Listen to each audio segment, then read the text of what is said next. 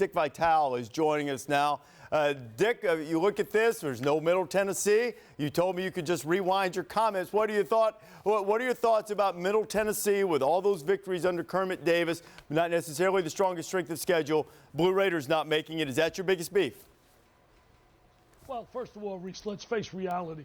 The tournament's based a lot on mediocrity. Mediocrity has prevailed. They've looked at RPIs, all those numbers, and they've decided that they want to look with their eyes. They believe that the elite conferences are the best. So they're playing all those teams 8-10, 9-9.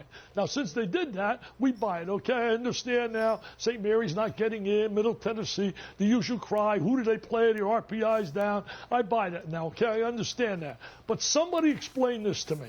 I know I'm a dummy. I know I can't spell. I know I can't read. I can't write. I have no math skills. But I want someone to explain this to me.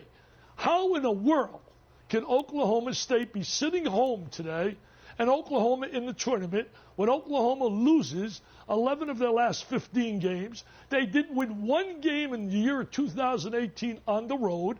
And on top of it, Oklahoma State beats them twice. Not once, twice. Oklahoma State beats Kansas twice. Oklahoma State beats West Virginia at West Virginia. Oklahoma State beats Florida State.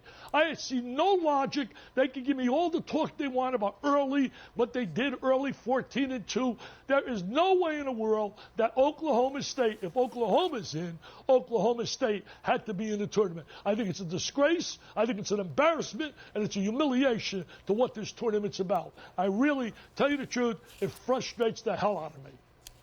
Both of them are very similar in all of the numbers, Dick. I mean, I think Dick makes a good point. I think all of us, as we've talked on College Game Day, as we were slotting the teams, had Oklahoma State ahead of Oklahoma's going in.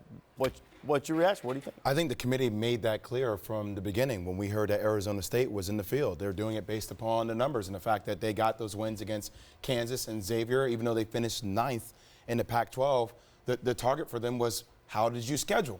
The non-conference schedule. I think what hurt Oklahoma State was their non-conference schedule. But they played Florida State on a neutral court in Florida and won that basketball game. So, I mean, there's a head-to-head. They got the head-to-head against Oklahoma.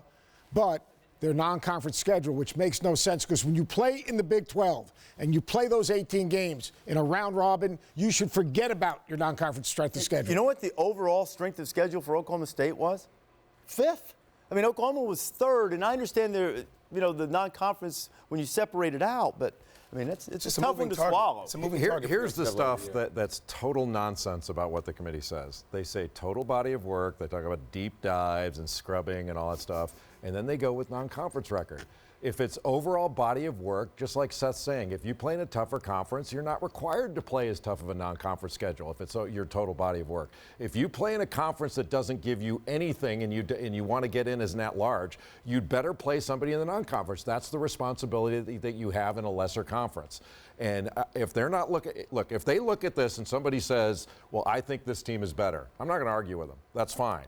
But they're contradicting themselves left and right, and committees should not be sending messages when their charge is to put the best teams in. This is the national championship event. They shouldn't be doing that, and I agree with Dick. Like if that's what they're doing, if they're trying to send messages, then they should find another business. That's not what they should be up to. Dick? Well, I agree certainly with what Jay just said, but I'll also point this out. They say, look at their non-conference. They played Wichita State, Oklahoma State. They played Arkansas at the Bud Walton Arena. They played some outstanding teams. Florida State, you said, on a neutral set. I mean, I think they really have been penalized big time. And I'm not talking about, it hurts in a way because maybe I like the little guy being part of the dance. But I understand that now. I understand basically the opportunities. That quadrant 1 just favors all the elite conferences. Think about the opportunities they get to play. If you're an elite top conference, you're getting to play those teams on a regular basis. And you're going to get a little bit lucky, a little bit fortunate. I know I could feel for those little guys going 28-5 and 25-6 sitting home. And I just think it's sad in a way that mediocrity rather than common sense sometimes. You look at numbers. There's something called common sense. And I just don't understand. When I look at that Oklahoma and that Oklahoma State, I have nothing against Oklahoma. Lon Kruger's a great guy. Trey Young, a terrific player. But there's no way if I'm sitting in Oklahoma State, I'm going to be tearing my heart out now. I mean, we beat Kansas twice.